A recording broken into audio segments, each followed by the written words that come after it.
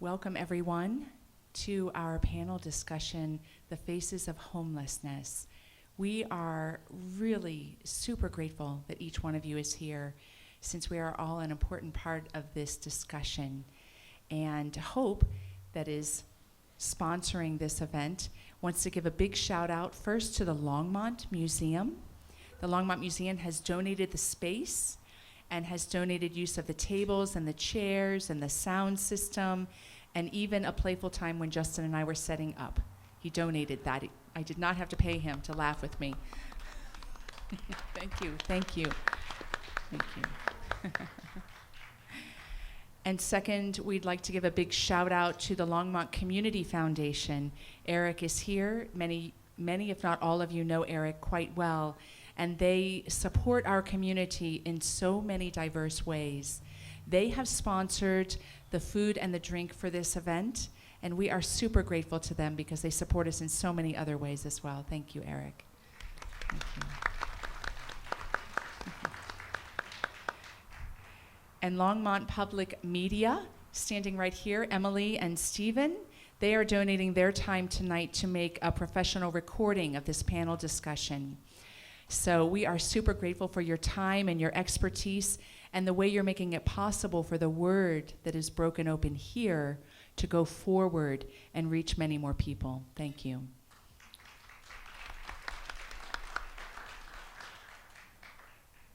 Great, great. Well, there are so many agencies that participate in being part of the solution to this issue that remains in our midst as human beings. And before I introduce our panelists, I wanted to let you know and just remind you how tonight goes. This is a conversation among friends.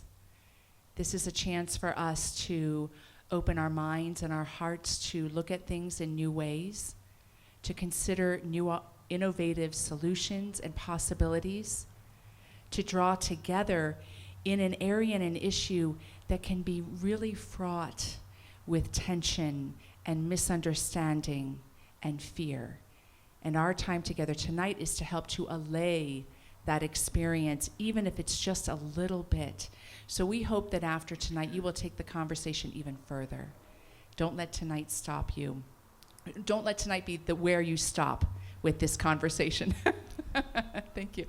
So from now until about 7, a little after, we have wonderful questions curated for our panelists, and I will be randomly throwing them out to our 4 panelists. Then at 7, we're going to open up the microphone here, if you're comfortable, for you to ask a question, for you to present a comment or an idea. And I'll just remind you when you come up here to turn this way and smile at the camera. It's not candid camera, it's not hidden. But, and if you're not comfortable coming up to the microphone, but you have something you want to say, just stand up and I'll be happy to repeat it so that the panelists can hear. Then after we have a few open questions, I'd like to invite up Joan Peck, our mayor. She has a few words to share with us towards the end of the evening. And then at the end, if it's not dark, cold, windy, or too late, we have many of you out there with an action step.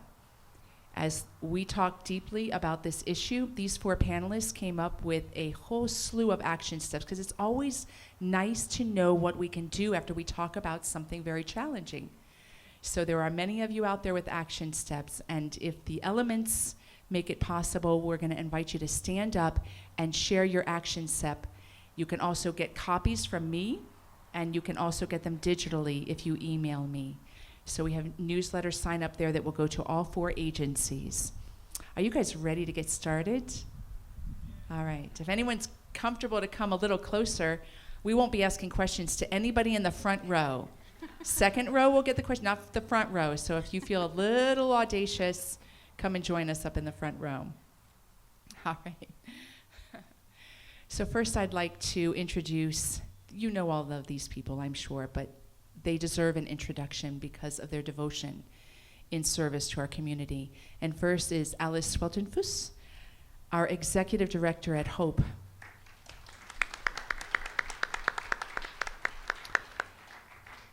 After contributing to the education system for 30 years, she stepped on board with Hope. She's been with Hope 7 years now, or 8 years. And she's deeply devoted to being on the front line, working with the homeless, meeting them right where they are. Hope exists that the unhoused may have a home, and we offer support to every person that they may live with dignity and freedom. Next, we have Shanan Collins, COO of the Mother House, and she brings her advocacy, innovation, and care to Mother House after serving as program director at Bridge House and Boho. If you're not familiar, Mother House helps those who identify as women, transgender, and non-binary, and works with them and their children, providing spaces of safety, respect, and kindness. Next, we have Melissa Green,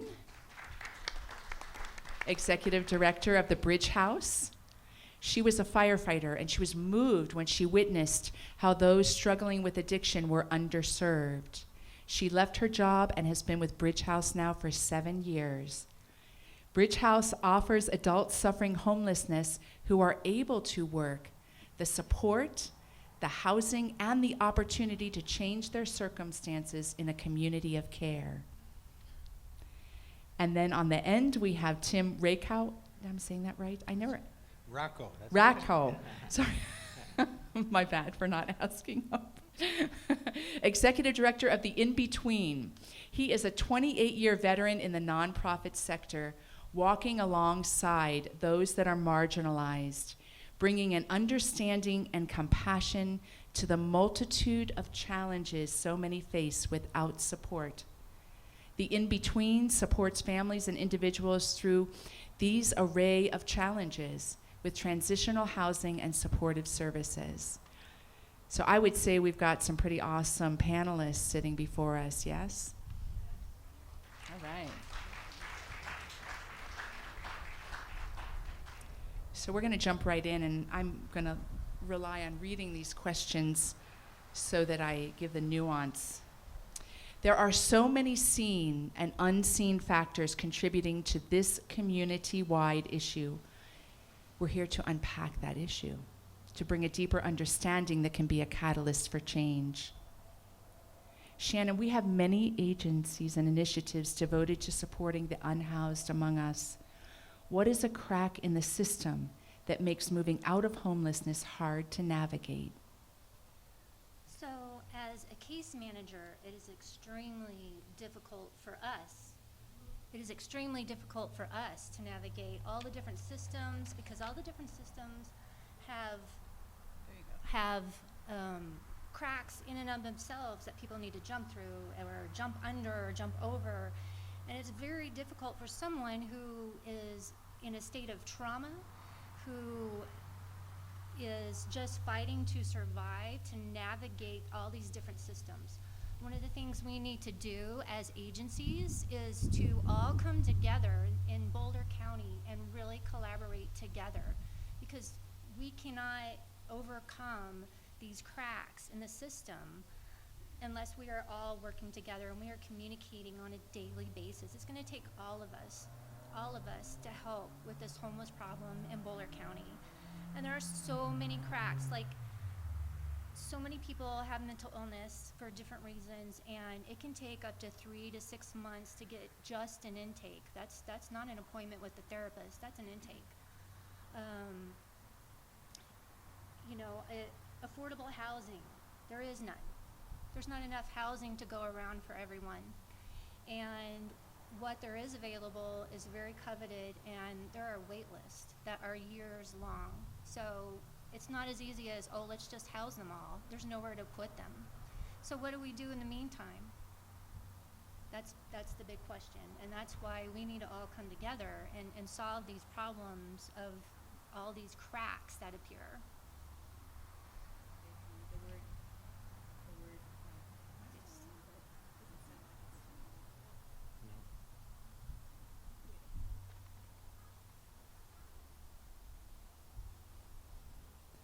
The word crack came up a lot as we were preparing for this panel, because whenever we take on a very difficult issue, we're not able as human beings to understand all that goes into that issue and how we can meet it effectively as a community. So a crack is an understandable opportunity for us to see it, address it, and come together around it.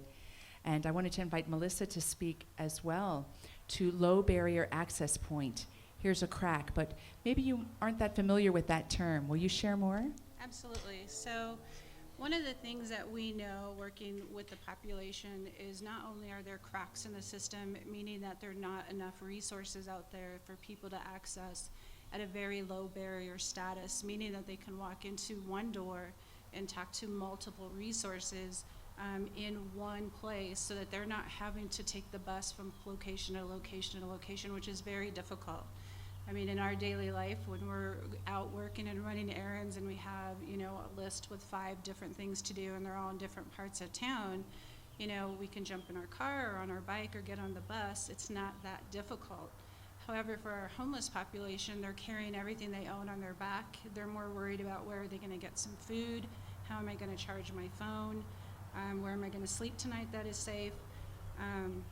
So for us to really be impactful and really start to move the dial on homelessness, we really need to start at the very beginning. And I think with all the community partners, we've identified a lot of the gaps that Shanan was sharing. We need a one-stop shop, so those folks can go into one building and be able to see a medical doctor right there, see a nurse, see a mental health counselor, find somebody that might know a little bit more about housing and being able to do those assessments on the same day that they walk into the door.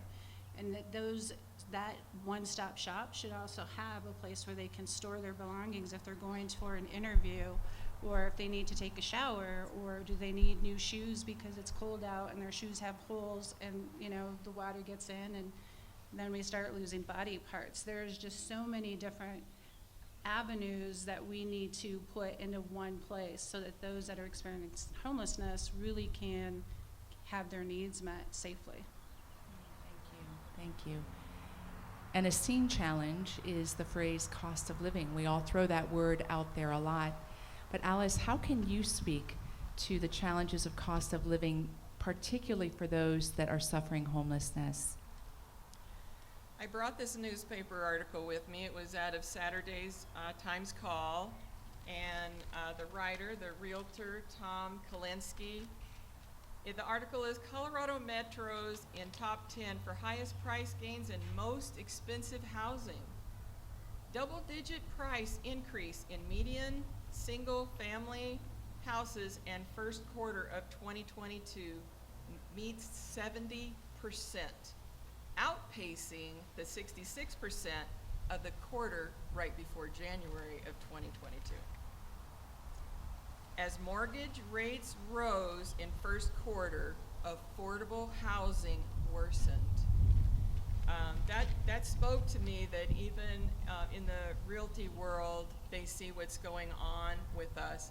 When it hit me, it was 2 years ago when I was the shelter director, and we're very proud that folks are working on self-sufficiency and they're saving money and they're working, they're meeting with case managers, and then we help them with first month's rent or deposit. And we just struggled and struggled, and I looked around at all these people who had jobs until COVID hit, and everyone lost their jobs. But my daughter sent me the floor plan of her apartment. And in San Antonio, Texas, being a big metropolitan place, there's a lot of apartments, and this wasn't the best, but it was an apartment, and it's what she could afford. And it was $545. And I stopped, and I looked at this, and I thought about the dignity of her receiving the floor plan, and that she could afford $545. That has gone up to $600 right now. And I thought, every single person staying at our navigation shelter right now could be in housing with the jobs that they have between the navigation program, the Safe Lot program that we have. Everyone in our program could be housed and afford it out of their own pockets. And so I asked Kimberly if I could share that with you, because working here for this long with Hope, it wasn't until my daughter said, this is what I could afford, but look what I found. Thank you. And so, Tim, you and all of us that serve in the arena of human services are very aware of the effects of trauma. But can you help us understand more deeply the relationship between trauma and homelessness? Sure. I guess first I wanted to say thank you everyone for coming. I think it's an important conversation, and I appreciate being up here. I didn't want to, by any stretch of imagination, pretend that really maybe many of us, or certainly speaking for myself, am an expert in this area. But I certainly have witnessed and walked alongside a whole host of folks over the years, and have learned some from that. And I think that what we often see when we talk about faces of homelessness is maybe an image comes to mind, and for those that have very relevant experiences, maybe a prominent one comes to mind, that you'll see a person flying a sign on the street corner, what have you. And so I often hear that. There are those that speak to that, but it's much more than that, and it's obviously more.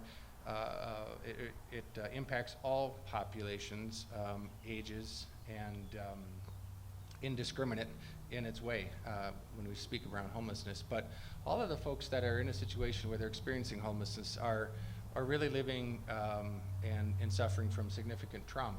And being homeless and without a place to be is a traumatic experience. And I think if we lead and start with dignity and respect, and understanding that the folks that are experiencing these things are in a place where they're experiencing some trauma, and we lead with compassion and awareness of that, then I think the next steps as to where we go from here and how we solve these things, really are baby steps. It's a very complex situation, a very complex challenge.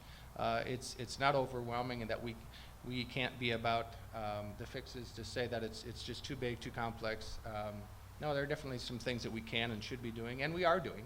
And I think the two that have already been voiced here that lead the way, the external factors are really around, yes, price points that are adequate and affordable housing on all levels, from homeownership to rental situations, but also beyond that too.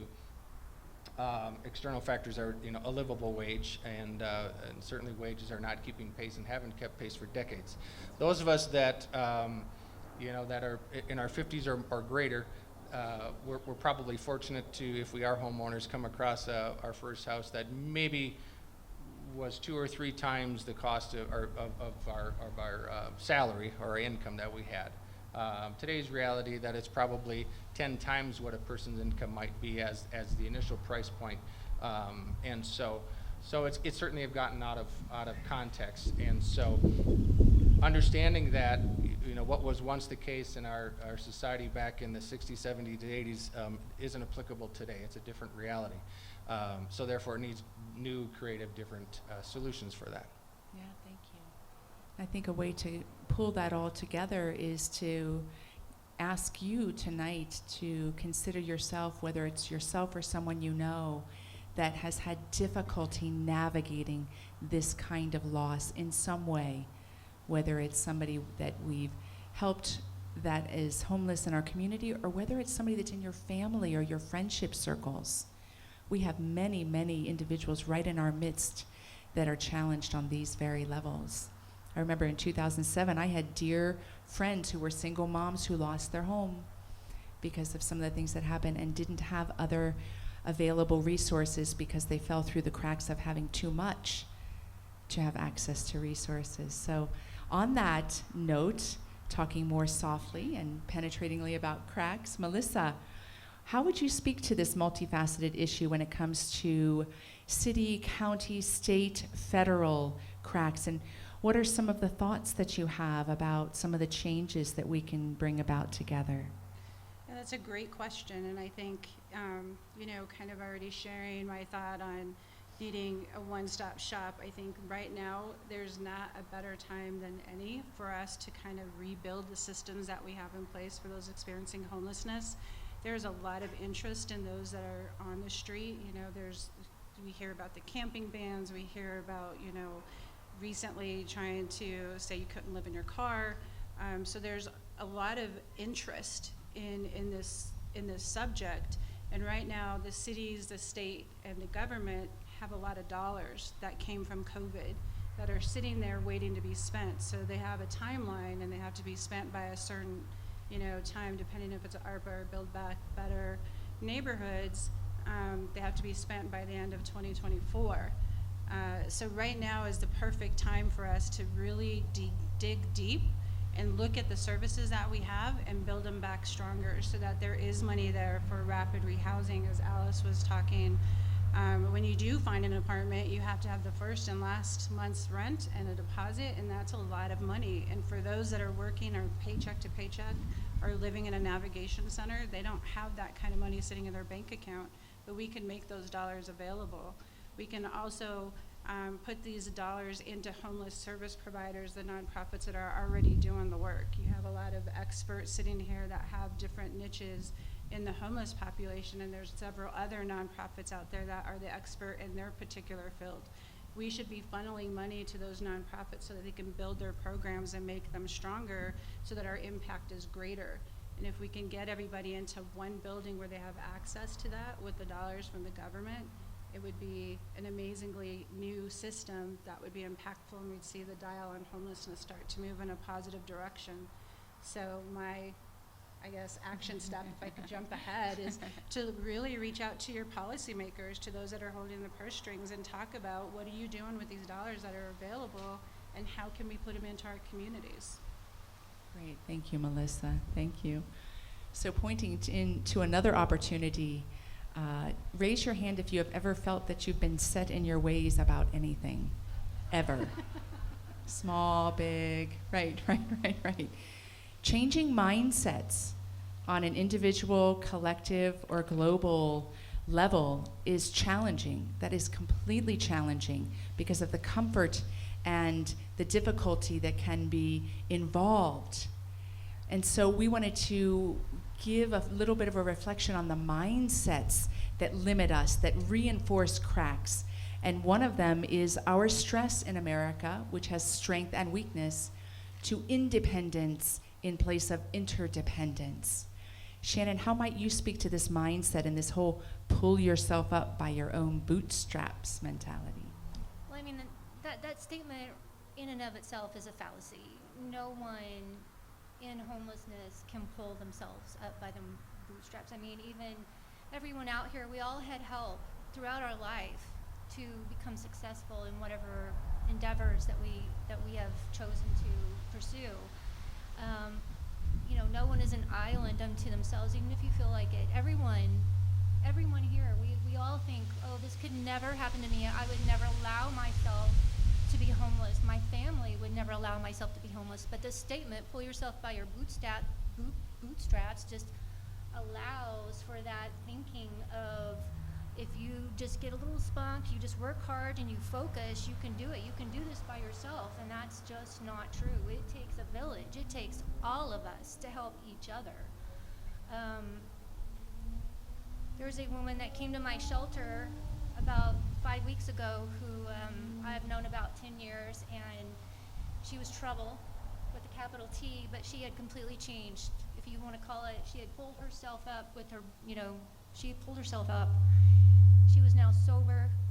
She was reuniting with her family, talking to her family on almost a daily basis, and looking for employment. And this didn't happen with just her. It happened with multiple agencies, multiple case managers, multiple people looking out for her, including the police. And unfortunately, it was just too much for her, and we weren't able to help her with the resources that we had available, and we lost her. And she's dead. And this week I got an email and a phone call from a case manager in a different agency saying, where is this person? We've been looking for them because we have housing for them. So it takes all of us, and it takes all of us watching out for each other so that we don't all fall through the cracks, because all of us can fall through these cracks every one of us here could be homeless for one reason or another at some point in our life. Thank you, well put. And we talked about there being many faces of homelessness, and in our discussion, a few demographics that you might not think of that we need to be thinking about. Alice brought up. Will you share those?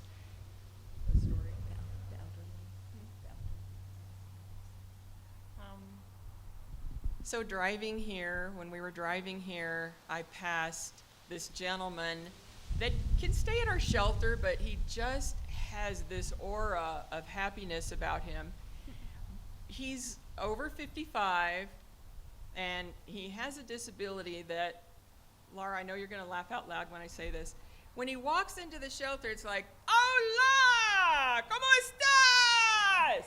And we just love him. And you know, if you have some music on, and that's the happy side of homelessness. Well, maybe we'll do a little cumbia right now or something. And he's worked in Longmont for 30 or 40 years, and he should not be homeless. He just shouldn't be. So more and more we're seeing individuals of age, 78, somebody who was 80, and this gentleman. And it makes my heart sad that this is also a face of homelessness right now. Michelle Wade is in the audience, and she knows what I'm talking about, that this is now an issue where you're comfortable in your place and you're in Boulder County and you're on a very fixed income, and now your rent went up only $100 and you're struggling. And maybe there are other reasons for this that add into it that we need to look at. But while we're looking and connecting, because we all talk to each other, and agencies and cities and county representatives that are here, but while we're checking into it, that person is homeless, and that person has never been homeless before. That's sad to me. Yeah, I think that that's a really good point, is we have this new kind of population coming out that have been working in their community 30, 40 years. They have a home. For one reason or another, they lose that housing. Maybe their family's not close, or all their families passed away, their friends are gone. We had run a pilot program for Boulder City for a while, navigation center off of 30th Street in Boulder, and we had the pleasure of meeting a man that was in his 80s. He had been living in his trailer. His family had sold the trailer. The person that bought it said, "You can live here, don't worry." Decided that they wanted to renovate it and use it for rental income, so he was booted. He came to our facility, and because he had income coming in, he'd never been homeless before. He didn't fall into any bucket other than pull yourself up by your bootstraps and figure this out. You don't have, any access to resources other than the shelter that has 50 beds. That was really, an aggressive shelter to try to move people out of homelessness. This man had not been taken very well, hadn't been taking care of himself very well, so he had some open sores in his feet and he had maggots in his feet. So when he came to us, he couldn't even walk. He was in a lot of pain. He was obviously very sick. But he was able to stay in our shelter, and we were able to bring the nurses in from Boulder Community Hospital, had wound care, and just because we were really aggressive and scrappy with him, we weren't going to let him just sit on the street. We actually did get him housed in Golden West because he had the money to do that, but it took us about 8 months to be able to go from day one to being housed, because it took that long for a bed to come open, to go through the process to get him on the right level of Medicare and Medicaid. There's a difference. Most people don't realize that.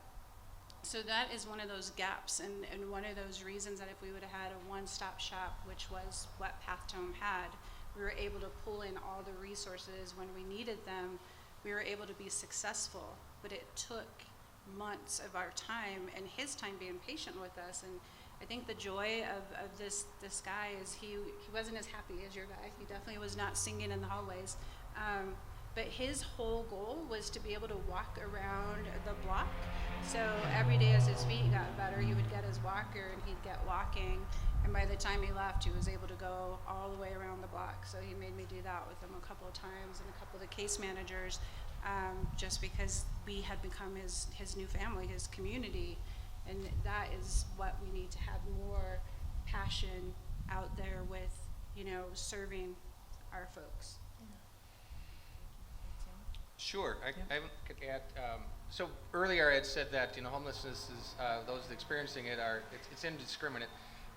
And then when we really talk about populations or subpopulations, those that are in a situation of experienced homelessness disproportionately affects women, people of color, LGBTQ communities, and veterans. Those are some areas that we see higher numbers than what is of the general population of those experiencing homelessness. But I wanted to share, we have on the other side of the spectrum, at the in-between, we have a young man who is a senior in high school, and we house students that are living independently in situations like that. He became homeless. He was living with his mother. She was evicted from the property. He was living with her at the time. She made a decision they were living in their car after that for about a handful of weeks. Along the way, he was discovered through the St. Green Valley School District area, one of our partner agencies, and so he was identified that way, and has since come to reside at the in-between. But his mother chose to leave the state rather than staying here for whatever those reasons were, and he wanted to finish his school, and I think he probably recognized that maybe he had a better shot doing this on his own in a different way. And so that's the other side of things. So you've got folks that are on the front end of life and without not a lot of lived experience, and what shot does a kid have without a high school diploma and is otherwise a minor, when this is your beginnings, this is your start. And we talk about those relationships, or that it takes a village, and it's not anybody that's doing it on their own. We all had support and need support along the way, and similarly with this kiddo, there are organizations like ours, but others too that serve specific populations that they can come to reside, and with that opportunity of housing, at least a roof over your head, then you can start to address and build those cornerstones, those building blocks towards something bigger and better. And if we don't catch, when we're talking about kiddos especially, them at this age, when there's all kinds of potential in their life in front of them, that's the best opportunity. That's when we definitely want to get involved and get integrated and become passionate about wherever they may be wanting to go in life, because that's our best chance. Great. And so we also wanted to point to a few other hurtful mindsets that just exist in the collective consciousness, whether we believe them or not, whether we are 100% free of them, whether we're still wrestling with them. The panelists came with some great adages that are common phrases that hold us back when our solutions. So Shannon, you want to share the first one? Yes. Just go get a job. Right. So I'm a homeless woman on the corner flying a sign, and you tell me to go get a job. I'm going to go get a job. So my first hurdle is I have a big backpack that has everything I own in the world, everything, including my birth certificate and my social security card and my ID card, if I have an ID card, if I have a birth certificate. So I can't bring those into anywhere respectively to apply for a job. Well, let's go to the library. Well, they're going to see my big backpack, and I'm going to have to leave it somewhere with them, which I don't want to, because everything is in there. And plus, they're only going to give me an hour of time before they scoot me out the door, because I'm undesirable. So I don't have anywhere to shower to go to my interview. I don't have any interview clothes. Well, go to Deacon's Closet. Okay, I'm going to go to Deacon's Closet. But I have to wait till Thursday. But my interview's on Wednesday, and I don't have any money now to do bus fare because I spent it going to the library. And, well, didn't just stay at the shelter. Well, the job I think I can get is in a warehouse, and they don't care about my background because I'm going to be working at night on the night shift, but I can't go to the shelter because it's a night job, and it's past 5 p.m.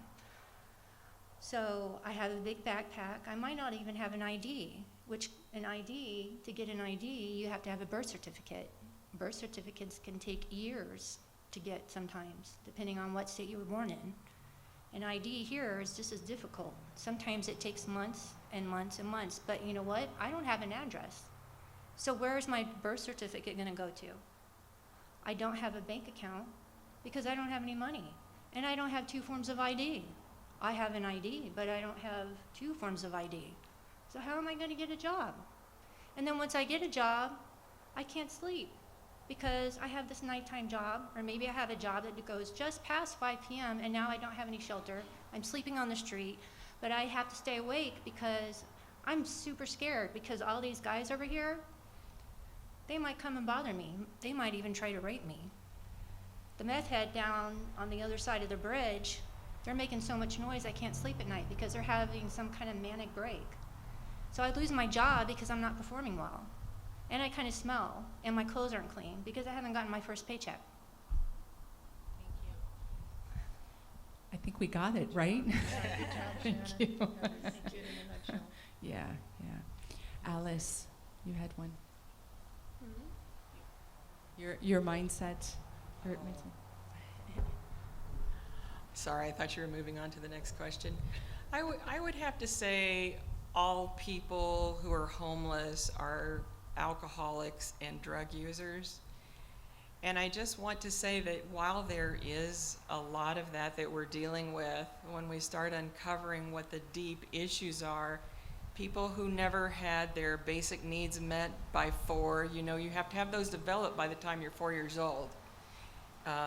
People who just can't access the mental health needs the way they need them, or just go try AA, and maybe they did, and maybe that didn't work for them.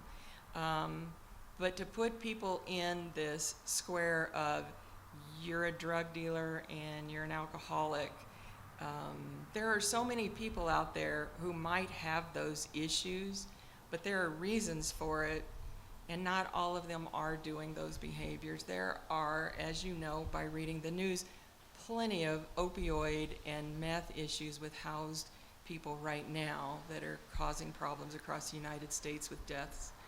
So we do have a problem in our collective communities on how to help people with the hurt that they're feeling. And I would just suggest to you that instead of ignoring people, there's not a lot of big things you have to do, but acknowledging a person's existence is one that I would recommend we do. Amen. Amen. Can I say something? Yes.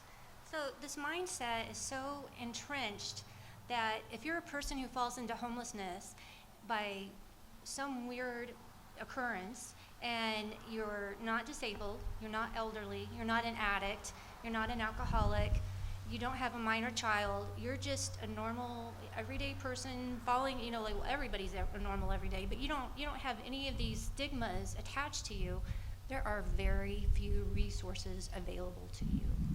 Like literally almost zero. That's true.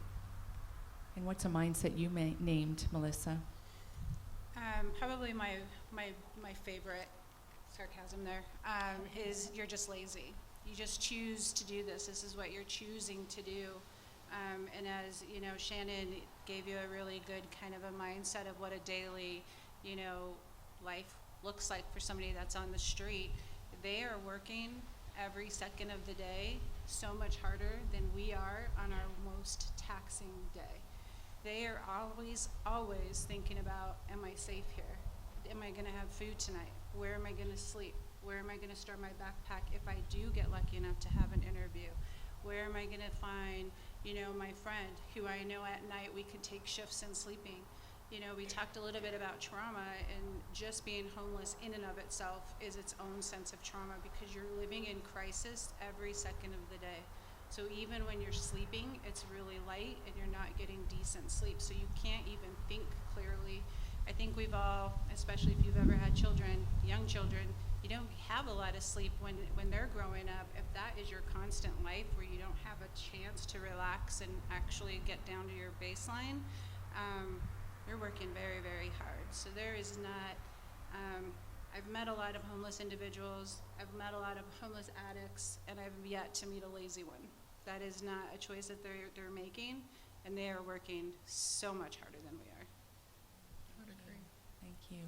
And Tim, it's your turn. Mindset you have to Well, share. I think I don't have like a specific one, but I think in general, leading with judgment is generally naive because you just can't capture or really imagine what the scenarios are, what chapters a person has lived to bring them to that point in their life. I remember when I had first started as a case manager some years ago, at that time my supervisor said, hey Tim, this isn't about you. And it might be that worked for you. You picked yourself out the bootstraps, and we've all had struggles, and those we've all have certain periods in our life where they were harder than other times, transitions, what have you. But who's to say that we didn't have the appropriate systems in place, we didn't have models that we were able to refer to or that we grew up under, or other kinds of resources or people to reach out to. But ultimately, I think if that's the what a person might suspect is probably wrong and off in the first place. But I think that's kind of taking it and saying, well, this worked for me, and I'm just going to apply that same logic, and it should work for everybody else. Why don't you just go get a job or what have you? And it's just very flawed, and because these situations and the circumstances that bring us some to that point are so complex, and there's so many layers. And we when Shanan was speaking to just get a job and all the other things that have to happen for that to work, really ultimately, the culmination of that. There's so many more things you can add to that. You can add transportation. What if you have a kiddo? Do you have childcare? Do you have access to that? On and on and on we can go with all the different barriers that come into play. But when you talk about substance use, I think we have to understand that people who are well don't use substances or abuse substances. That's a mask of something, and it's something that you're working through, or it's you're self-medicating, and or often cases you're dual diagnosis. You may have a mental illness and you're also using to manage that. Of course, that doesn't work very well, but that's the reality. So it's all kinds of different things here, and so in general, just kind of going out and saying something on a limb is probably not the right and accurate statement, regardless of whatever it might be. Yeah, thank you. Thank you so much. And so it comes back to us. How can we ask new questions? How can we ask better questions that get us more to the heart of some of these issues that we're talking about? How can we ask questions that let us draw closer instead of divide us even more? Another mindset that came up was that Social Security is enough. That program came about when the world was set up a certain way, and I think that when that program was instituted with keeping in mind, as people get older, what they deserve to have after working all their lives in our country, we've seen over the years that it may or may not be enough. And there are many situations where that actually is an increased stressor with our individuals who've worked long lives and are looking to retire. And I would add one in as a philosopher myself would be the Protestant work ethic. So looking at some of these founding mentalities and ideas that seem to really harness the genius of America into productivity and success in a worldly way are some of the very mentalities that we maybe need to take a deeper look at. How am I still influenced by that? How is my city still influenced by that? And how can I ask questions about things on that level? So many levels to unpack. And we wanted to get to a couple opportunities missed. So Shanan, coming back to you, you named one of the opportunities that has been missed, but we're bringing it up so that it doesn't have to be missed anymore. Right. So I feel it would be very beneficial for our city and county governments especially, and even our agencies to have committees or even on our boards, homeless people. Because why are we trying to figure out how to solve problems without talking to the people that are entrenched in those problems? We can't. You almost have to be homeless to really understand what homelessness is and how much it can affect a person. So if we formed committees of 10 to 20 homeless people and we talked to them on a regular basis and got their ideas and what is the main struggles, how do we progress politically, or what are we doing as an agency that is beneficial, or what are we lacking, what can we do better, I think would be better for the community as a whole. Thank you. And Melissa, you had something to share as well. So as we talked, and we did have a conversation earlier this week about some of these questions, one of the things that kind of resonated for me is once we, are able to find somebody, potential employment and housing, there's a lot that goes into being able to get them a job. As Tim kind of touched, having a living wage is really important. Inflation is huge and impacting us all. We have to remember that we have to give skills to those folks that have been out of employment world for a while, or upskill those that may be at entry-level positions so that they can advance and take their family with them to that next level so that they're not always living in poverty. We need to look at how do we help them to advance. So one of our facilities houses 44 individuals in Boulder, and we had a client that had come out of DOC. He had been in there for over 25 years, and this is kind of why it resonated. Is as I was walking through the house, like, here's a laundry, here's where you can watch TV, here's the computer room. Oh, by the way, it's free Wi-Fi. I'll help you connect your device if you have one. And I just kept walking, and he stopped me and he said, "Whoa!" He's like, "What is Wi-Fi? I don't know. I don't. What is that?"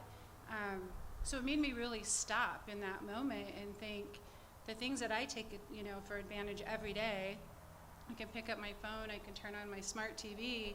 Some people don't even have access to that or understand how to use that type of technology, but we're gonna put them in a workplace where they have to use a computer just to be able to log in to get their paycheck, or to, to take a vacation. They have to be able to put that into a system, or they have to log in at the beginning of a warehouse to be able to get in, and they have to remember their ID number, and maybe it's a fingerprint. And so we need to stop as a community and make sure that while we're rebuilding our systems and putting people back to work, that we're making sure that we're also taking them to that next level so that they can continue to advance. Thank you. And to touch upon what Melissa and Shanan have shared, I'm no longer Catholic, but when I was in seminary, there was a social ethic concept that has stuck with me all my life, and that is the principle of subsidiarity. And that is the concept that change happens when we keep the power in the most immediate hands possible. So touching upon what everyone has shared here, and this homelessness issue is a chance for us to look at all of our systems. How do we have the people who have the direct experience be the informants in the solutions? And that's not always easy, right? And it's a little bit messy, but it can bring about the most lasting change. So, all right, and I know that with that, I see this walking stick out here, and I didn't want that to go by without you getting to share that story. Thank you. So Michael, many, many years ago, felt a lot of shame for not being able to meet the needs of his family. And eventually drinking entered into his lifestyle, and the shame grew because now he wasn't providing for his family. So Michael became homeless, and he was a painfully shy person. And the way our systems have been working in the past is we're getting to people too late. So we're not helping out with homeless people who are in their 20s and 30s, who have mental health issues, and for whatever is holding them back. We're getting to people when they're 55 plus and the damage has been done. So Michael, probably the most gentle person I've ever met, said, "Can you and Hope and other agencies helped me stop drinking and have a place to live. And so we worked on that, and there's so many great organizations in our Boulder County and Longmont area. So as he needed to keep his hands busy and deal with the shame of leaving his family, he would whittle on branches. The flood of 2013 brought a whole lot of branches to all of us, and I would bring him one. Michael, what about this one? No, Alice, that's not good enough. Okay, what about this one? So I gave up, but he probably put 100 hours into this particular walking stick, and then he got into housing, and one day he approached and said, I'm clean and I'm living at a permanent supportive housing facility. Do you think you would hire me? And we said yes after talking to him for a while. And it took such courage because he was so painfully shy. And at the top of it, it says David. And David was someone who felt very comfortable sleeping behind the senior center in Longmont. And I think one anniversary, my husband and I, instead of going and having a nice glass of wine, we're like, well, we got to go check on David. And David and Michael were next door neighbors. They both became housed in this facility way too late in life. And Michael is no longer with us, nor is David, but they're here with me in spirit. Great symbol about how we walk through life together, right? And all of these stories and insights that everyone is sharing here on this panel refer back to a quality that's worth hearing Tim speak a little more about, if you will, because you spoke so penetratingly about relationship, the influence of relationship when it comes to this issue and health and healthiness. Yeah, I mean, I think that the key we found in those of us working in this field is that relationships matter, and it's really ultimately about that. And where we can drive change, or at least, if nothing else, partner with folks and align with people, keeping in mind that those who are experiencing homelessness are the experts of their own destiny. They exactly where they want to go. Maybe just don't know the steps and comprehend all the complexities to get there. But generally speaking, have a plan and a vision for themselves, because where they're at is not what they want. So working alongside folks, aligning with where they're at, listening to where their hopes and dreams is the work that is the most important, and that takes time, patience, and investment, and so it's not something you can just hurry your way through. But that is a key piece, I think, and so I think most agencies that quality agencies that do good work understand that it really starts with relationship, and folks that come to our doorsteps probably have had a lot of conversations and had to justify their existence over and over again with many people throughout their lives, especially if they've lived long enough, or have been part of any system, if you want to call it that. And so it would be natural for really for people to have some resistance or to be cautionary with those steps of building relationship. But in time, when you can start to build trust and there's a recognition that I'm here for nothing more than just to support you and where you would need to go and like to go, and if we're authentic with that, then I think over time relationship starts to happen, and then change can begin in all kinds of great things.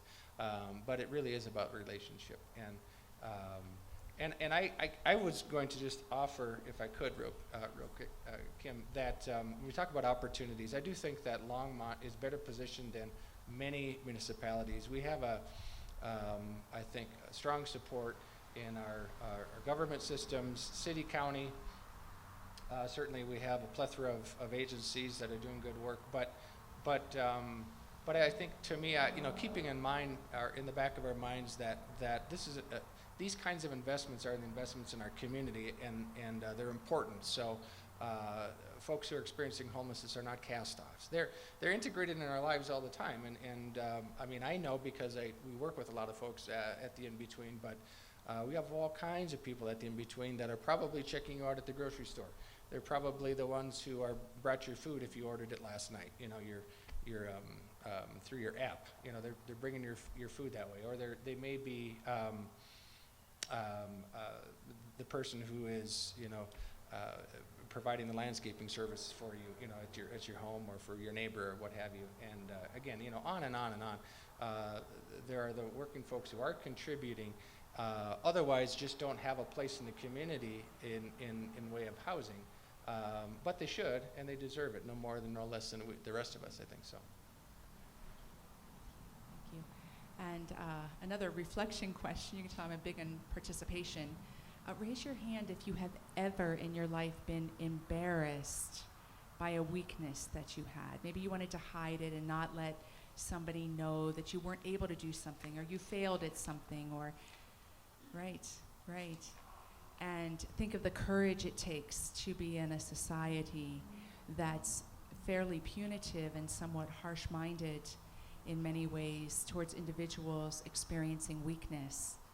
So we have an opportunity as well to work with ourselves and recognize that the times we have felt embarrassed, those are the exact same feelings that those standing beside us have felt as well. So we're getting close to the end of our first hour, and I want to invite the four of you to contribute anything else that came to you after our meeting on Monday, something you'd really like everyone to hear and think about. Yes? When talking about solutions, I think about every possible solution for homelessness that you can think of needs to be considered at the city and county level. So we have a problem with homelessness because of obvious situations that we've talked about, but every possible solution, let's do it. You have a great idea, contact your city and your county reps, and let's stop creating ordinances and rules and laws that push people away. Let's come up with some solutions and back the people who come up with those solutions. Thank you. That's just right. I think that it's important to remember that there are so many reasons somebody falls into homelessness. It's a loss of a job, it's a loss of a child, it's some kind of trauma that happened in your life. There are just so many reasons that somebody can land homeless. There's double that to get them back out of that bucket, and we need to be aggressive and scrappy, and we need to think outside the box, because we can do this. We can truly change the dial on homelessness if we band together and we're not afraid to try new things. Shannon and Tim, anything you want to say to wrap up this first hour? Sure. So I was just going to comment on what you said about solutions, and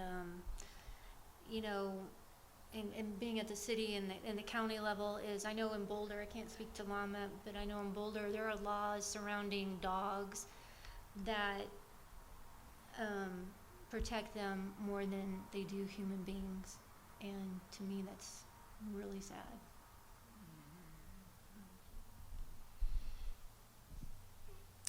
Let's see, a lot of things. I guess when we are talking about key steps to moving forward, we can't talk about solutions to homelessness without talking about housing inventory, or the lack thereof. And so the other pieces are all important and integral to the process, the supportive components that we've been speaking to and understanding what brings a person to a situation like that. But obviously the severe lack of inventory, and this is a nationwide trend, so we're not unique here in Longmont. There's nothing special about us in that way. However, what is special about us, I think, again, is that we have a lot of goodwill and people in the right places and decision makers that, with an interest in doing something. So I think, to the points that everyone's already been saying, maybe I'll just reinforce the concepts of being innovative, being creative, considering different solutions to expand housing. It doesn't always require a 60, 80 unit building. There are lots of opportunities for smaller infill projects that can happen, and those are usually much more palatable in a given community, because there are going to be those who are not in my backyard, the NIMBYs, and but workarounds are being creative. There's certainly been some On the Planning and Zoning Society of the City of Longmont, discussions around ADUs, accessory dwelling units, and being more creative with those kinds of things to add capacities. So the solutions are many, and yeah, we should probably exhaust all these different options, or at least have many more discussions with the right people in attendance and audience to expand on that. But yeah, I think that's just, we've only begun, I think, the discussions, and we need to do just a lot more of that. Can I say something to that? Yep. So I'll share something a little private. Is I live in a fourplex that looks like a normal house, and my landlord, you know, I've been there quite a while, almost a decade, and he has unknowingly helped 3 different individuals get out of homelessness because his rent is way far below market value, and just that alone has helped 3 individuals right there. Just I don't need to go any higher in my, you know, in what I'm charging my renters. Awesome. Great. Wonderful. Well, now we can open up the microphone. I'd like you, if you're comfortable, to come up to this microphone, and you can turn it right to our panelists, to pose any question that you may have that's on your heart and mind that you've longed to bring into a safe space. This is safe here. We're all friends. And if you have a comment, if you could keep it to about 2 minutes, if you have something you really want to contribute. So come on forward.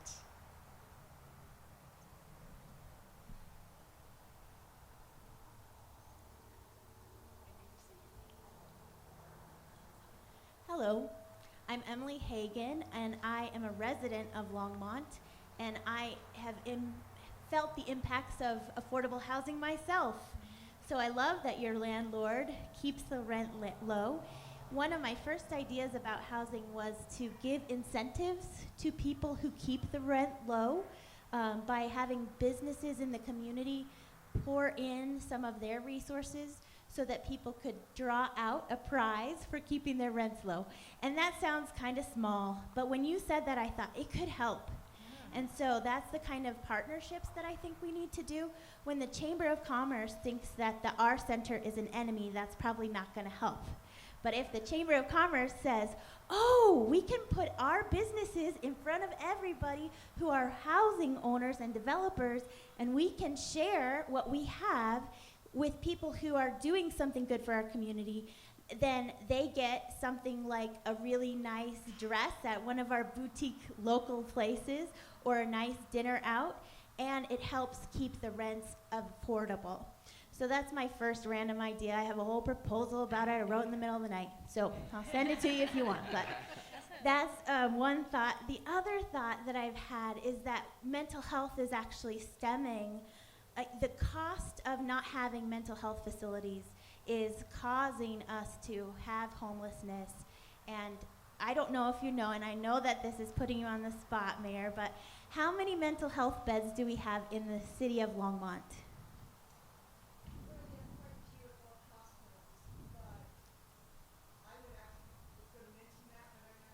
Okay, good.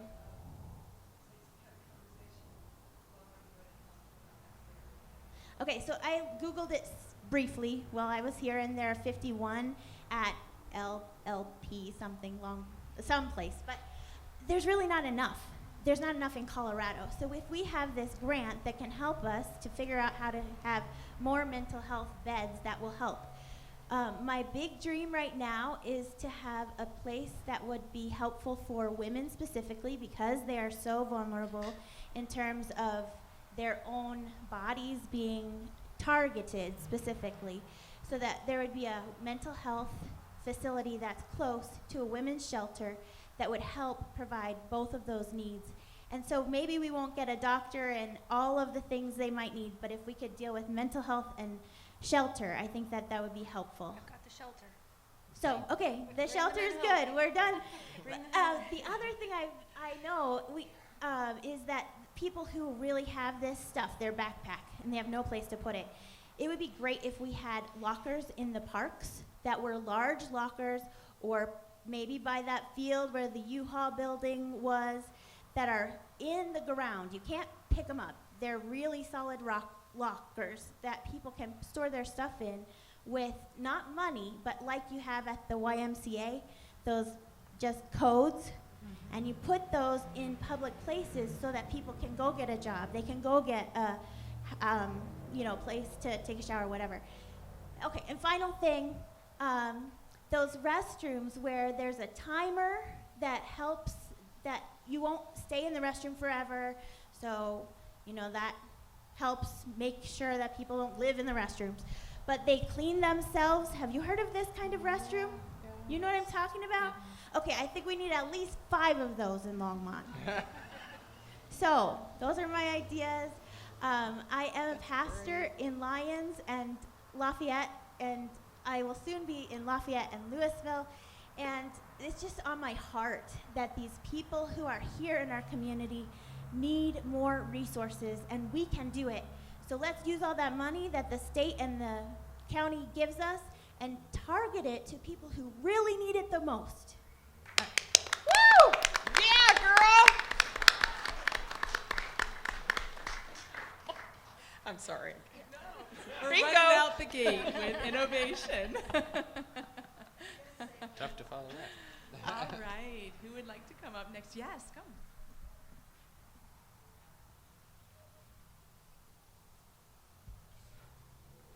First of all, I want to thank Kimberly for letting. I want to wish I was taller. Thank you. I want to thank Kimberly Braun for allowing me to be her intern. And can anybody hear me? Okay. So I have thought so much about this when this discussion was going to happen. And sorry. I lost my mom 2 years ago on Easter Sunday. I brought her home to die, but prior to that, what few people really know is that she ended up in a rehab center. And at the end, I was not able to work. I was really sick and on disability. And a friend took me to the rehab center. I live in Loveland, but this comment can be even for Boulder and Boulder County. And the social worker said, well, we can just take every asset that there is. If she can't go home, we'll just take everything, and that'll also include the house. And a dear friend of mine said to the social worker, well, what happens to her daughter? Oh, we're not concerned about that. We're concerned about the client here in the nursing home. So, as it turned out, they weren't able to take the home. That did not happen. But I spent many, many years worried as someone with a limited income trying to finish their college education, what was going to happen with a family that is interdependent on each other. And I heard that word mentioned a couple times, and it almost seems like it's been a nasty word in our culture to be interdependent. And I never quite got that, the social workers. And I really, really wish that there were social workers that could come into play when they see that there are vulnerable people and assist not just the elderly person that is in the assisted living or the rehab, but step in before we have a major crisis. And it all just came together, and I thought, why don't we have this? Families help each other all the time because we're family. But then I saw how vulnerable I was to homelessness and how I crossed my fingers for 5 years hoping that we didn't have to lose everything. And I would much rather have my mom still here. But there were some very hard times, and people did say that to me when I was sick, just go out and get a job. Go find an apartment. And I was on the waiting list for 5 years. And then right when I brought my mom home with hospice, they called, oh, your voucher came up.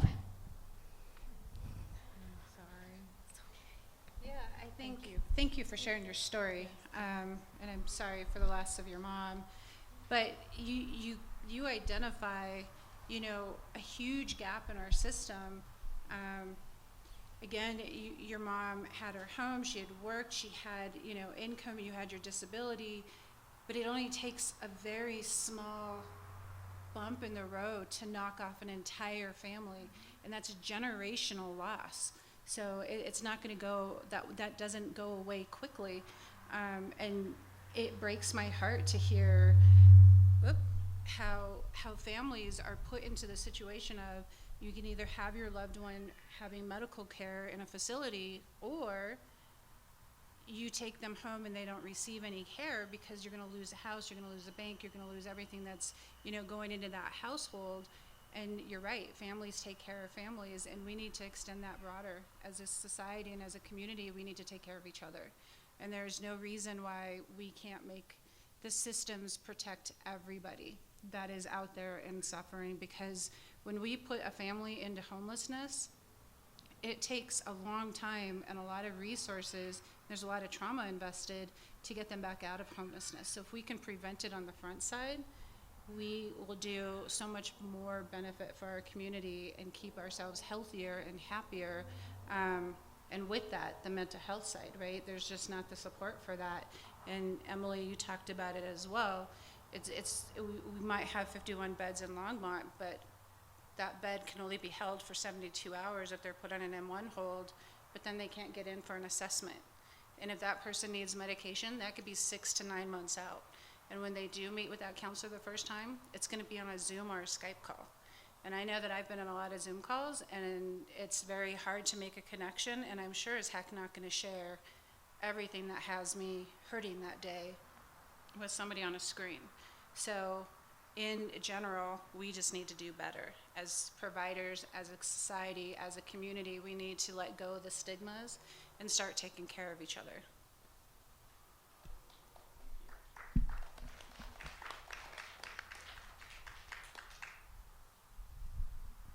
Who would like to come next? Yes.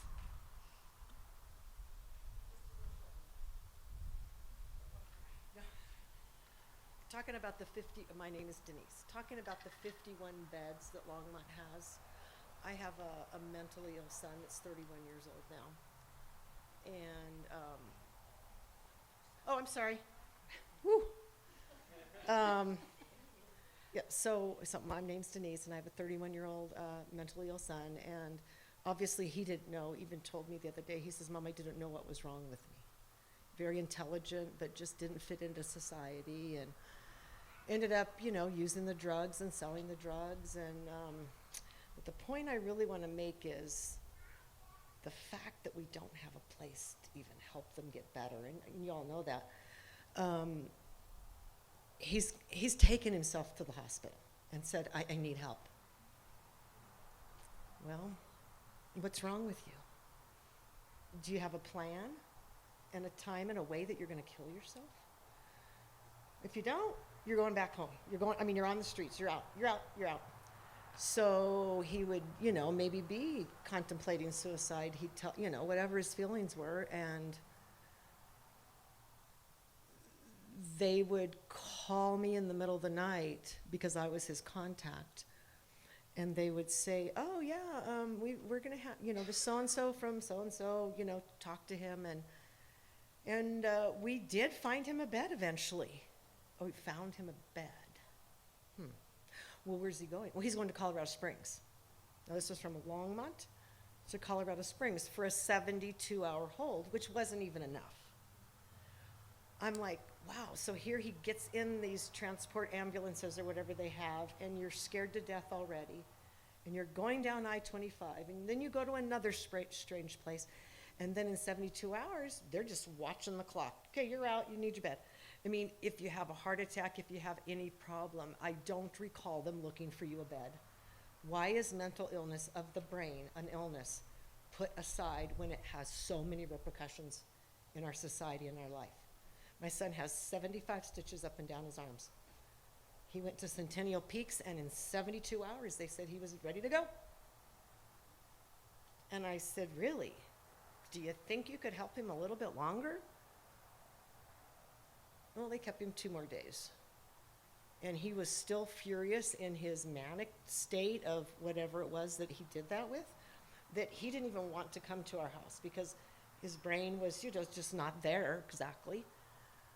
So his brother flew in from California, and his dad and I and brother, we went to the family meeting at Centennial Peaks on day 3. And he didn't even want to come home, and I couldn't handle him if I wanted to, because he was still furious and that mixed up when you do that to your body and you look at it.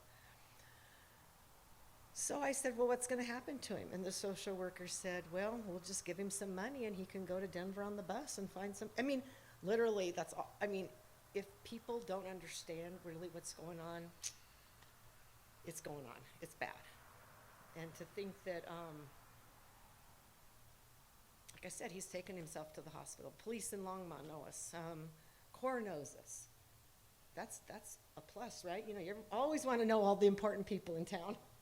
Because your son, you call and you say, hey, my son isn't doing well today, and he left the house. And I just want you to know what he's wearing. If you see him walking around town, and if he's doing something that you don't like, can you please help?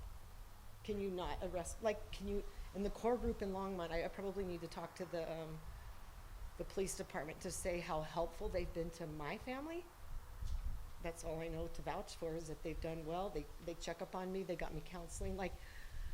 It's just that mental health it's just different, It's just not like a broken foot or a heart attack or, we just gonna push you over because you look okay. You don't really have this broken arm. But it's hell. Thank you.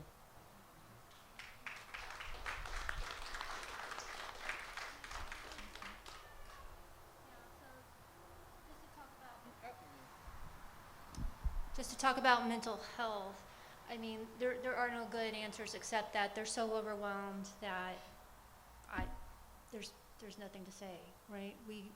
We had a client last week who had a complete and utter mental break, and she had just been gifted a car and believed that the battery acid in the car was seeping through the dashboard, and the car's metals were trying to get into her body, and was just becoming completely hysterical in the parking lot. And we decided to call the mobile crisis team, and they came and they said there's absolutely nothing we can do for you. They have to be actively suicidal, which means literally slitting their throat. We're talking they're half dead already, or they have to be actively homicidal before we can do anything for them. That is such a huge gap. We have all dealt with mental illness on a regular basis, and that is the one thing that will keep people down in homelessness. I see this more often becoming a routine thing where someone is released from jail, prison, a treatment center, a mental illness facility, whatever it is, and they've gotten sober, they've gotten on their meds, and they're mentally stable, and then they're released and they go to a shelter, and they have this gap in their services, meaning, okay, well, their doctor was at the jail, now they have to find a new doctor who will prescribe them their meds, and there's this gap, and they don't know how to navigate this gap themselves sometimes, and so they will get off their medicine. And that's just, that's the worst thing that could happen, because now they're unstable again, and they're probably going to go back and use again, and then they're right back where they started. Can I Yes. add to that? And just to be clear, that when they come out of a facility, if they were sent out with medication, they're given either a 3 to 5 day bridge. So they need to find somebody that's going to prescribe those meds, and it goes back to having 6 to 9 months before you can see that. But on the flip side of what happens with that is you call a crisis unit, which has a police officer and some kind of mental health worker with them. If they can't take them because they don't have any reason, they're not suicidal in that particular moment, meaning they're physically damaging themselves, the only other option is to criminalize that behavior. So in order for them to be taken someplace where they can be safe, which would be jail, which we all know is not an ideal place for somebody to go that's in mental crisis, they end up having a big criminal history behind them. And if you look at that criminal history, it's all very minor. And it's things like trespassing, acting crazy in the park, scaring the neighbors, harassment, yelling, belligerence. And it really just goes back to they needed some help and support around their mental health. They needed somebody to see them and listen to them and have that their best being taken care of, and we miss that beat. So we end up criminalizing mental health and homelessness, and then that creates a whole other basket of just chaos for them to navigate through. Well, talk about just breaking the complexity of the issues open even more. And I have a question, because a couple of the stories have talked about caregiver duress, emotional and financial. How might any of you speak to that, and how we can understand the support that's needed for those that are in caregiver roles, or simply the really good friend that's the one person that somebody who's suffering from mental illness might trust? At Hope, what we're learning is that when we try and connect with families of individuals who are homeless and have some severe mental health issues, then we get to see just the impact over 20, 30 years that mental illness has affected that family to such a degree that even if they wanted to figure out how to accept their adult child back in their life, they know that they just don't have the capacity anymore, because there was no respite 10 years ago. There was no respite 20 years ago. When I was a special ed teacher, we worked with a program where parents had the availability to have a respite weekend once a month, and that was the saving grace of being able to move forward, of dealing with a severe developmentally disabled child. And when I think about these families that I used to be like, what's wrong with this family that they won't take their son back, until they started telling me their story, they are forever changed because of the family member. So it is a problem. We don't have a crisis center here in town. Our hospitals end up being the crisis center. It's a serious problem.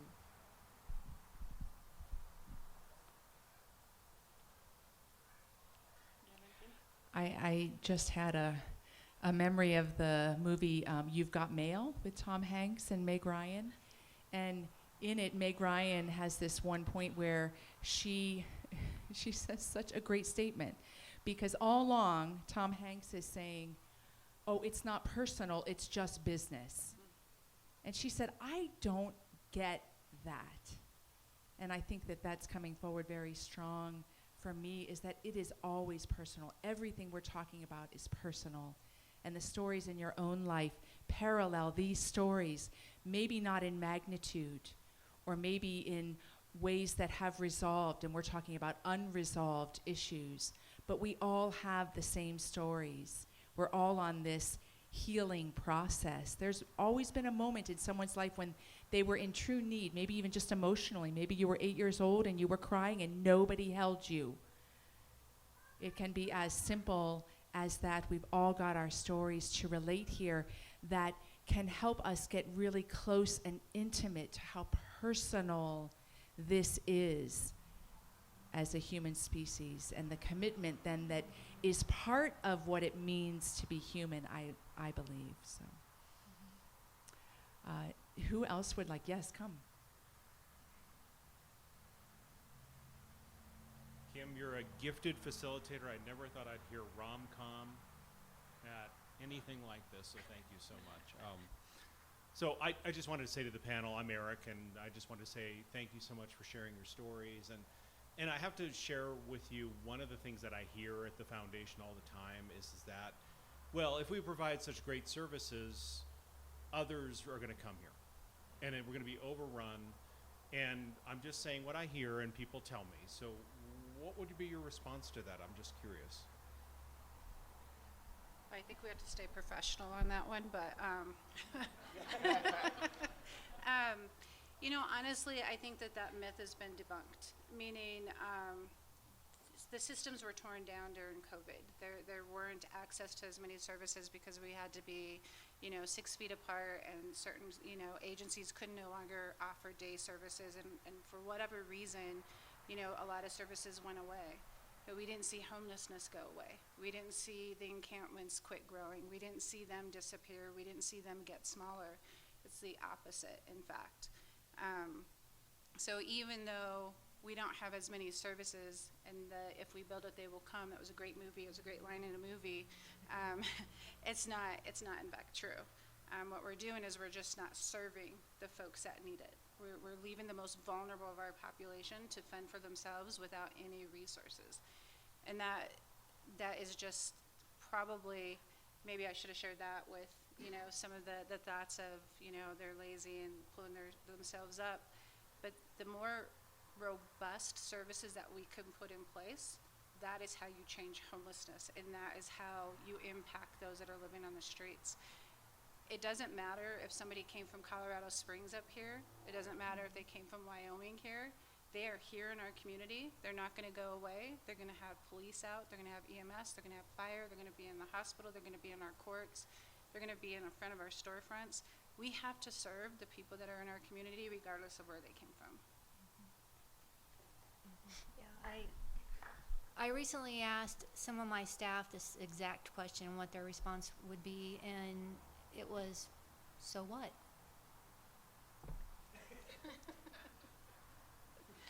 Yeah.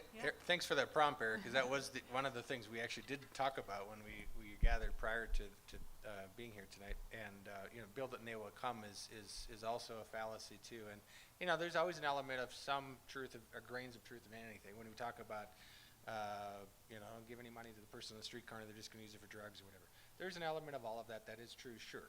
But that's again, we're gonna, if we go down that path of overgeneralizing or just assuming that is always the case, that's where again we're flawed. So we have, I think what we can see, there are many agencies, by the way, do have some criteria around establishing residency and things like that, and so there are agencies that operate like that, and so if you just showed up yesterday from Florida, you may not be able to get services at some agencies due to that residency requirements. And so some of those safeguards are in place for those kinds of things.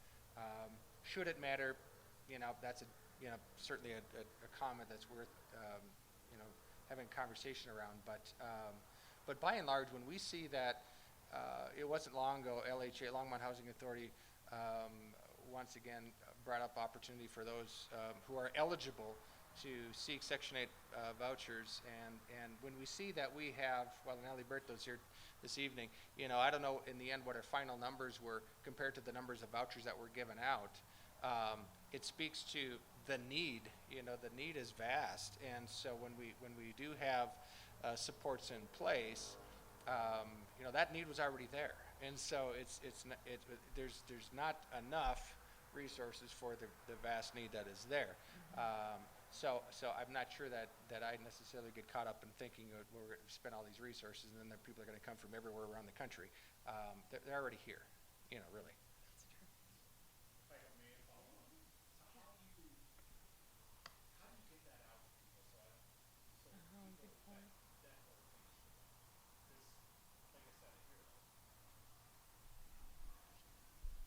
I don't know if this answers your question, but 8 out of 10 women and transgender individuals at my shelter are running from domestic violence, and I'm not going to turn someone away who came from Illinois running from their abuser, and I'm not going to tell them you can't be here, you need to go back to Illinois where your abuser is. There's just no way I'm going to do that.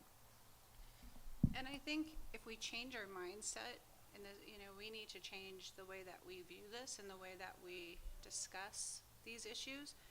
But instead of being afraid of what others think, or having those and there's a lot of conflict. There's a lot of different beliefs and different opinions. We just need to be trendsetters, and we just need to pave the way and lead by example. So I think if you as a policymaker start to make the right changes, other people will follow. And it's okay to have those difficult conversations. We encourage those, but putting things into action is much more rewarding than just having the talk. So I think if you're a trendsetter and you're just making those policies and you're implementing them, people will follow suit. And I think that there's a lot of people that are waiting for somebody else to start something so that they can jump in because that's their belief too. It's sometimes hard to have the one, be the voice in the room that speaks up. I mean, there's a great saying that says, you need to say what you need to say, even if your voice shakes. And that's how I kind of view the work that we do. I would like to add that we have reunified last year, 2021, 18 people who came here and realized they were running away from someone. And a lot of our organizations will help with this, to reunite people with family and friends. We call first, and 18 people who are like, the grass is greener in Colorado, right? And we reunited them with families and friends, and they're still successful. So maybe some people are hearing that people are coming here for resources, while there are some people realizing that if someone could just help them get back to family and friends. I don't want to belabor this, but there is also the flip side of that conversation too, or that argument, in that we're also losing people too in this community who are, I don't know what from here means, if you were born here, if that's like an indictment on whether or not you belong. I don't think that is the case. Colorado's famous for its transplants coming from everywhere else. So, but regardless of that, we are losing people to our community due to the affordability issue around housing. And so we have those who otherwise may call Longmont and the surrounding area home, but or want it to be, but can't. And so there's another side of that too, that it's retention of people who are residents of this area is also a problem for us. That's true. It's a great point. And I've got a question that kind of comes at it a different angle, and that's this way we're influenced by the notion it's better to give than to receive. I think that's really deeply in our culture. There's a lot of awards built in if you have that attitude. It's better to give than to receive. And yet, it's when we don't receive what we need that sometimes we become hardened to the ability to receive. I was working in a shelter when I was 19 in Santa Cruz, and I was doing intake. And we had, like these agencies, we had like every resource. Everyone had risen up with all these resources. People could get education for free and cars, and the community had rallied back in the 80s. And I was doing intake with a man who had become very bitter against the system. And it seemed from the outside that he just wasn't being grateful, right? It's right there, he's just not grateful for what all we have. But behind that face and that attitude was a person that had been deeply hurt at times of truly needing support and not receiving it.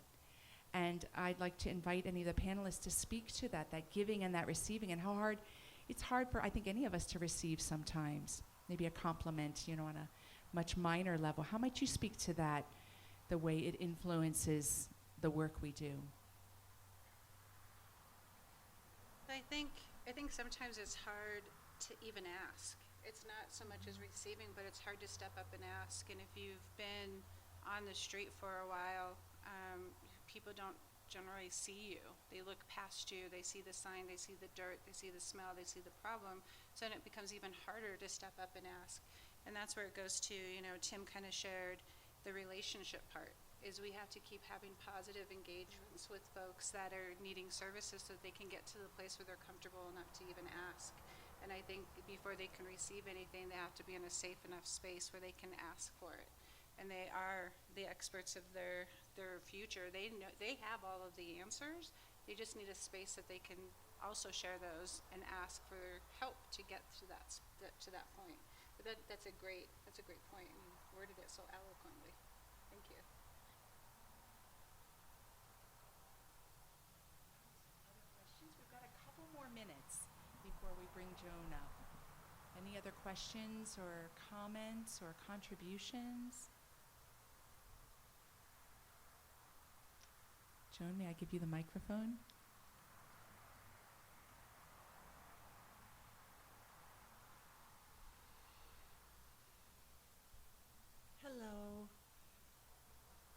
been very humbling to listen to. I was thinking about when you were talking about the myths, the thing that I've heard is from people is, well, why don't you just do this? And because that would be their one solution, a very simple solution to an incredibly complex challenge.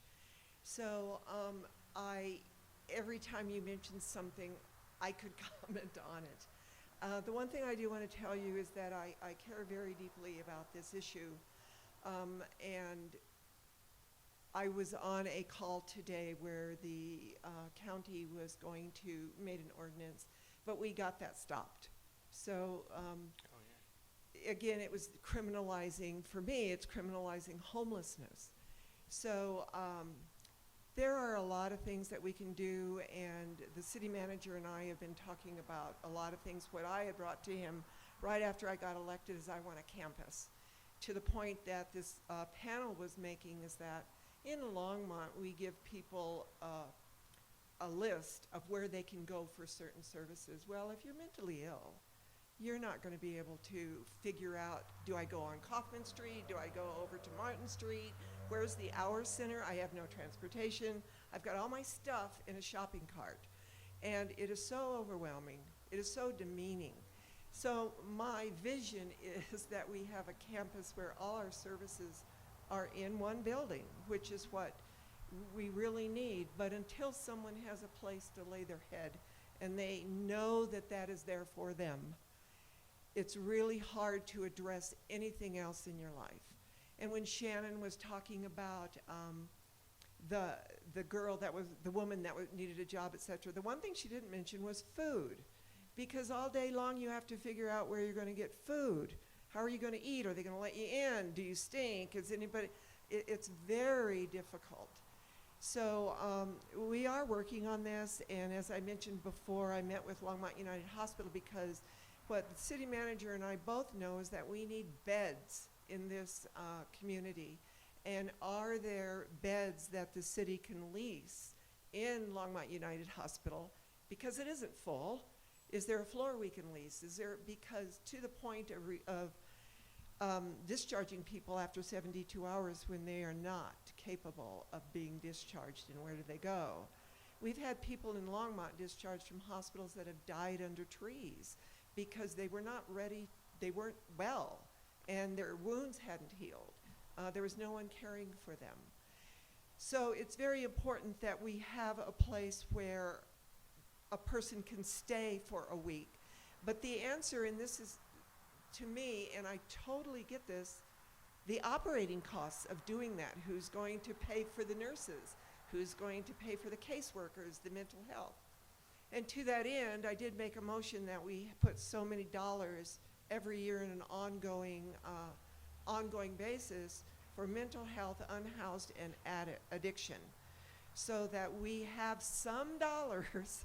It isn't going to be enough, but it is something along with other things. The other thing I really want to do is to buy a shower truck, because to the same point, you don't want to go into an interview if you've been sleeping in the same clothes for a week, or if you know, it just is too overwhelming. There are a lot of issues.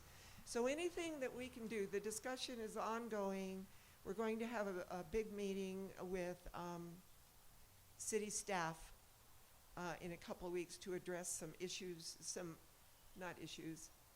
some suggestions as resolutions to see if the staff thinks it's a good idea, if our legal department thinks it's a good idea, if the city managers think it's a good idea, and then if they do, if they edit it for us and figure out what will work, then we will take it to the service providers and say, do you think this might be a little way that we can make a difference?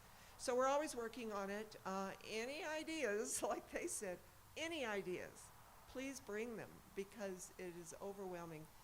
We'll never get rid of homelessness. And like I told the doctor when we were at Longmont United Hospital, because people think that we will get over it, I said, isn't that what the Good Samaritan story was all about? That person they helped was homeless. So, you know, it's not something we're ever truly going to solve, but we cannot stop working on it and trying. So thank all of you for coming. Thank you, guys. I learned a lot, and it just breaks my heart. So thank you. That's it. Thank you, Joan.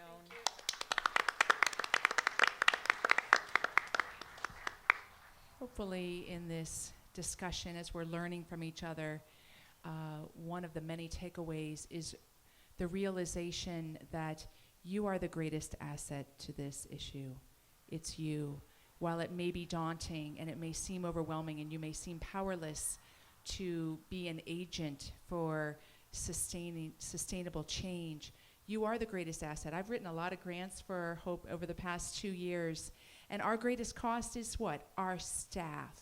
Because our staff are the way we make the difference in the work we do. And way back in the Industrial Revolution, when you saw the spreadsheets, what happens? Equipment was put as an asset, and people were considered a liability.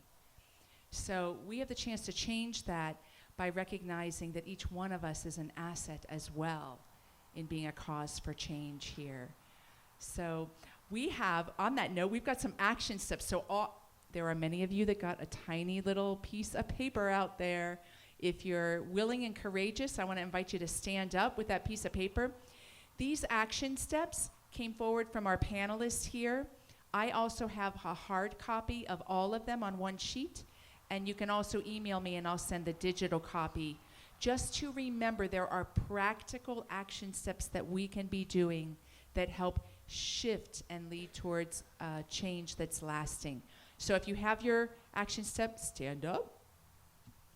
And if you're comfortable coming to the mic, come to the mic. Otherwise, just shout it out from where you are. Be supportive of ideas that encourage innovation. Educate yourself.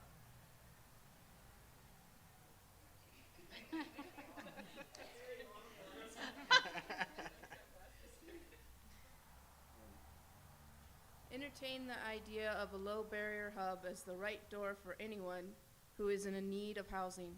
Perhaps on-site basic services would exist with immediate navigation of rapid rehousing for families and individuals. Amen. Right. Yes.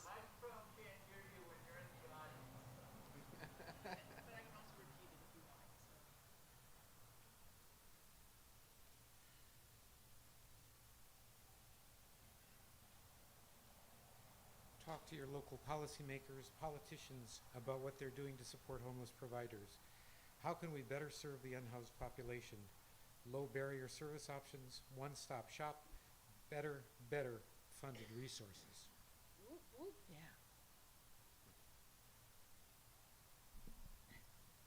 Support efforts to expand and create additional below-market retail inventory for all subpopulations, such as elderly, working families, etc. Yep. Yep. Get to know a homeless person. Yes. Nice.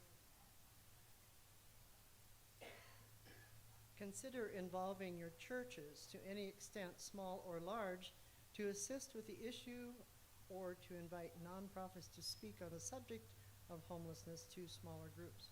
And I would add one thing to that. I serve on the board of the In-Between, and we had a situation where a church actually donated some land where we were able to build housing for some senior homeless people. So it's all kinds of possibilities with your church. Thank you for sharing that. Thank you.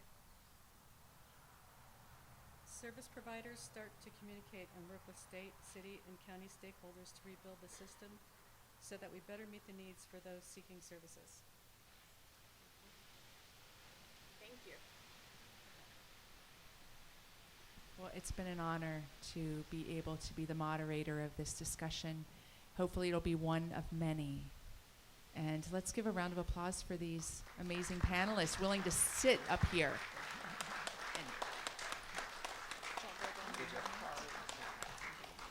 And please stay around a little bit. We've got a little bit more time, and there are lots of sweets. There's fruit and brownies and cheese. Get yourself something more to drink, too. Thank you so much.